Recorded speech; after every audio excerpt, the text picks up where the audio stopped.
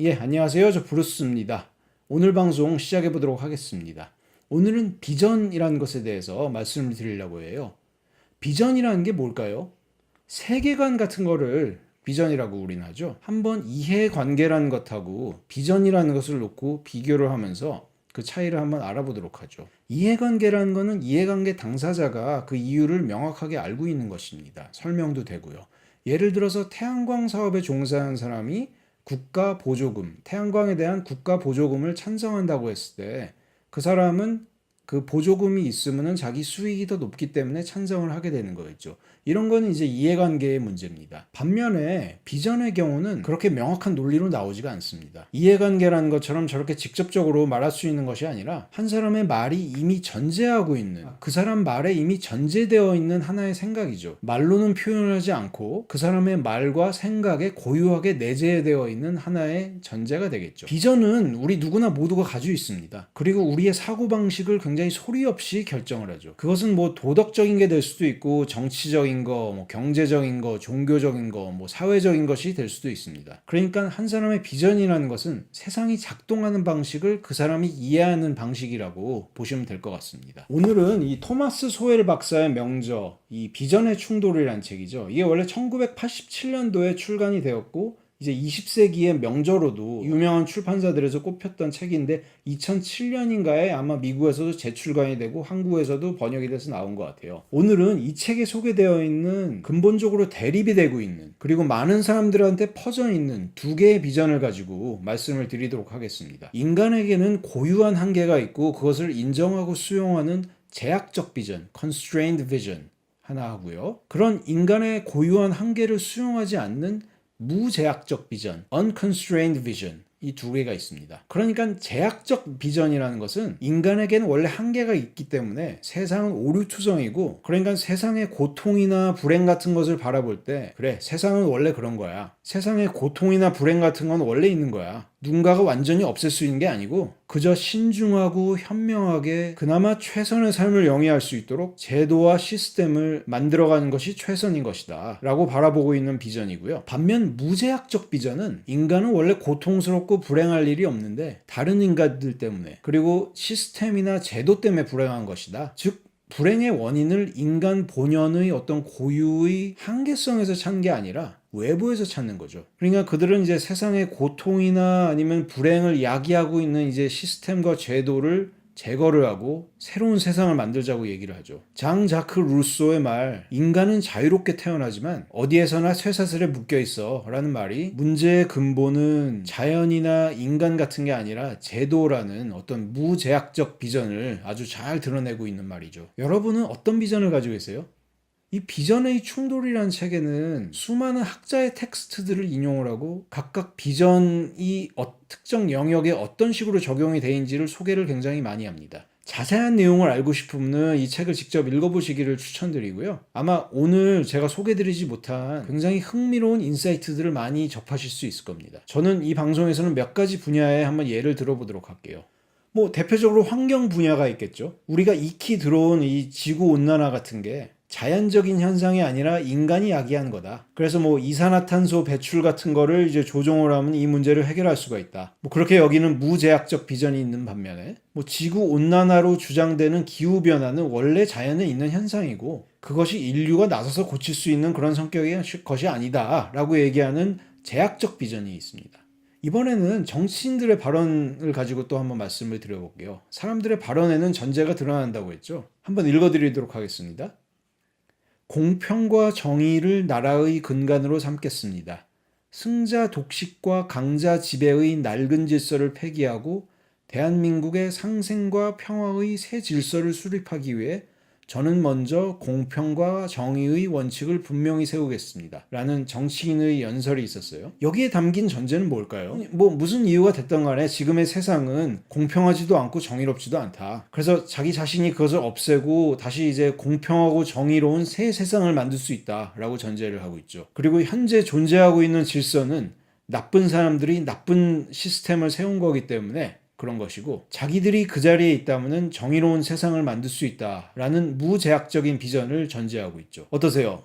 감이 옵니까? 그리고 아쉽게도 포퓰리즘이 만연해 있어서 그런 건지 한국 정치인들의 발언에서는 제약적 비전을 가진 경우는 찾아보기가 굉장히 어려웠습니다. 그리고 전쟁 안보에 대한 이 두 가지 다른 비전의 접근이 또 굉장히 재미있는데요. 무제약적 비전을 가진 사람들은 전쟁의 원인을 어떤 적대적인 감정이라든가 편집증적인 어떤 관점에서 설명하는 경향이 있습니다. 요컨대 전쟁이라는 것은 의사소통 부족이라든가 하는 문제로 인해서 야기가 될 수 있다는 거죠.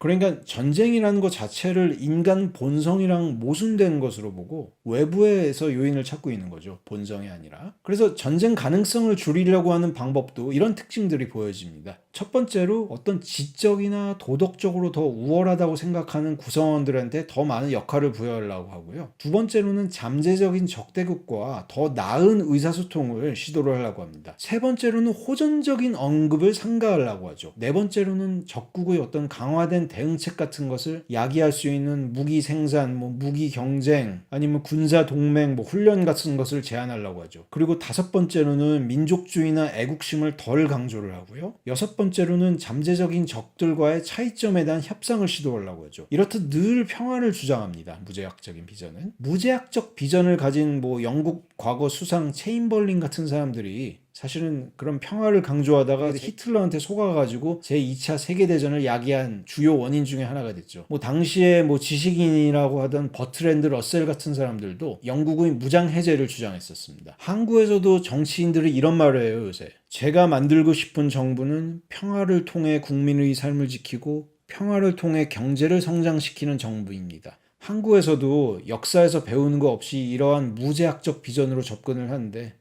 걱정이 됩니다. 반면에 제약적 비전을 한번 말씀드려 볼게요. 제약적 비전의 경우는 자기 나라에 아니면 자기 계급에 아니면 자기 자신들의 이익이 된다면 사람들은 전쟁을 일으킬 가능성이 있다라고 생각을 하죠. 그러니까 전쟁의 원인을 어떤 국가 간의 이해관계에서 기인한다고 생각을 합니다. 그래서 자기 이익을 기대하는 어떤 적국이 세상 사람들의 고통 같은 것을 계산하지 않는다는 것에 대해서 그렇게 놀라질 않아요. 그러다 보니까 전쟁의 가능성을 낮추기 위한 것도 이런 방법을 주로 쓰죠. 첫 번째로 군사적인 대비나 군사 동맹 같은 걸로 잠재적인 침략자들의 전쟁 비용을 증가를 시키려고 합니다. 두 번째로 위협의 시기에는 일반인들한테 위험이 있다는 것을 자꾸 환기를 시키죠. 세 번째로는 공격을 억제하는 대가로서의 어떤 애국심이나 아니면 투쟁 의지 같은 거를 고취를 시킵니다. 네 번째로는 말로 하는 의사소통 이상으로 더 자주 자기의 이제 군사력을 적이 깨달을 수 있도록 시도를 하죠. 다섯 번째로는 억제력이라는 맥락으로서만 협상을 하고 상대방의 더 큰 공갈을 고무할 수 있는 공갈에 대해서는 양보를 하지 않습니다. 여섯 번째로는 말과 유행 같은 거에 더 민감한 도덕주의자들이나 지식인들보다는 대체로 일반인들의 상식과 용기에 의존을 하죠. 즉 제약적 비전을 가진 사람들은 전쟁을 이제 다른 악들처럼 인간의 본성에서 유래하는 것으로 어떤 제도에 의해서 이거를 억제할 수 있는 것으로 본 겁니다. 영국의 대처 수상은 이런 말을 했죠.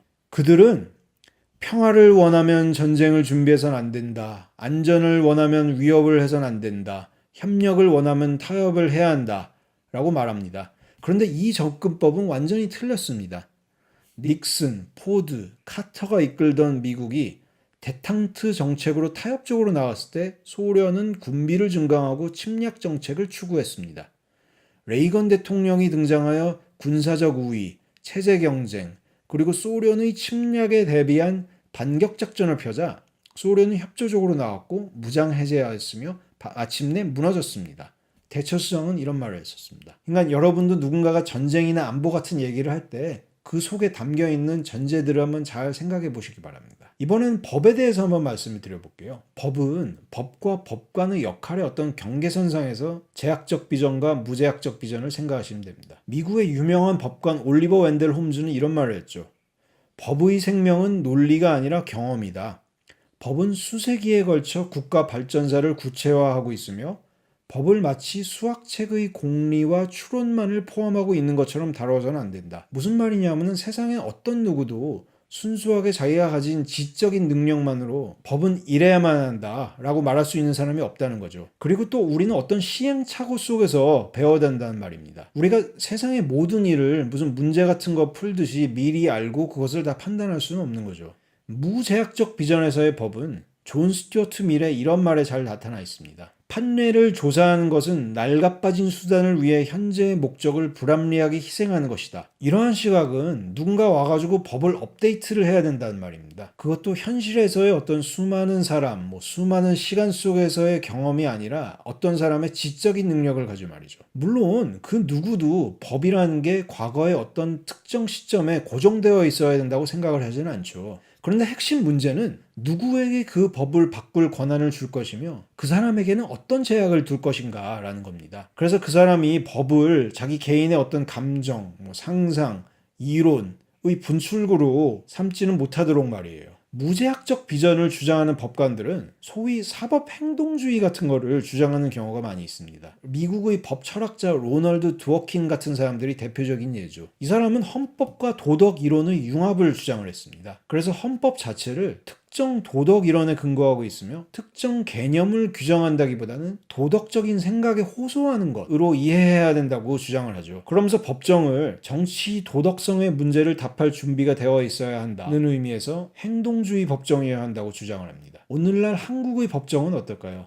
판결 체계가 법 그 자체가 아니라 법관의 어떤 개인적이고 주관적인 도덕, 감성, 이론의 무대가 된다면 걱정입니다. 모든 건들이 법관 앞에 섰을 때나 어떤 법관의 주관적 판단에 따라서 유무죄가 결정된다면 법이라는 것 자체가 예측 불가하기 때문에 법이 없는 거랑 마찬가지죠. 이 사회는. 그래서 사실 요즘에 판결문들을 보면은 그런 도덕적이나 아니면은 자신이 말하는 공정과 같은 것들이 들어가 있어서 다소 우려되는 바입니다. 이제 오늘 방송 마무리를 하겠습니다. 여러분이 대화나 논쟁을 하면서 누구 상대방의 의견을 들을 때 굉장히 메우기 힘든 어떤 간극을 느낄 때의 답답함, 그런 것들은 결국 그 사람의 주장의 근간에 깔려있는 어떤 근본적인 전제였을 겁니다. 전제가 다르다 보니까 용어들도 달리 인식이 되겠죠. 정의라든가 자유라든가 법이라든가 책임이라든가 이런 것들이 완전하게 다르게 인식이 됩니다. 그런데 어떻게 하겠어요? 사실 제약적 비전이나 무제약적 비전이나 언제나 존재는 할 겁니다. 그래서 사회에서 그 비전 간의 충돌은 피하기가 굉장히 어려울 거예요. 다만 이제 사람들이 100% 무제약적이거나 100% 제약적이거나 그런 비전을 가지고 있다고는 보지 않습니다. 더 제약적이거나 덜 제약적, 더 무제약적이거나 덜 무제약적, 이런 정도의 차이겠죠. 결국은 우리가 극단으로 가지 않도록 개개인이 노력을 해야 될 것입니다. 한 가지 더 말씀을 드리면은 제가 볼 때는 오늘 소개드린 그 두 개의 비전 중에 하나는 그 전제가 타인에 대한 강요를 피하지만 다른 한 개의 비전은 그 전제가 그 의도의 선이냐 악이냐에 관계없이 타인에 대한 강요를 피하기 어려운 측면이 있는 것 같아요. 그것이 어떤 비전인지는 각자 한번 생각을 해보시고요. 적어도 자기 자신은 자기의 생각을 타인한테 강요할 수 있는 가능성을 피할 수 있도록 그 비전에 대한 신념 정도를 조금이라도 줄이기를 바라는 바입니다. 그럼 오늘 방송 여기서 마치도록 하겠습니다. 저는 다음 시간에 다시 찾아뵙도록 하겠습니다. 예, 감사합니다. 마르세, 거기 왜 올라왔어? 응? 스크립트 준비하잖아 지금. 응? 컴퓨터 하지마. 그래. 마르세, 너는 제약적 비전을 가지고 있니? 무제약적 비전을 가지고 있니? 우리 마르셀은 우리 마르셀은 묘제약적 비전을 가지고 있니 혹시? 아니면 묘무제약적 비전? 우리 마르세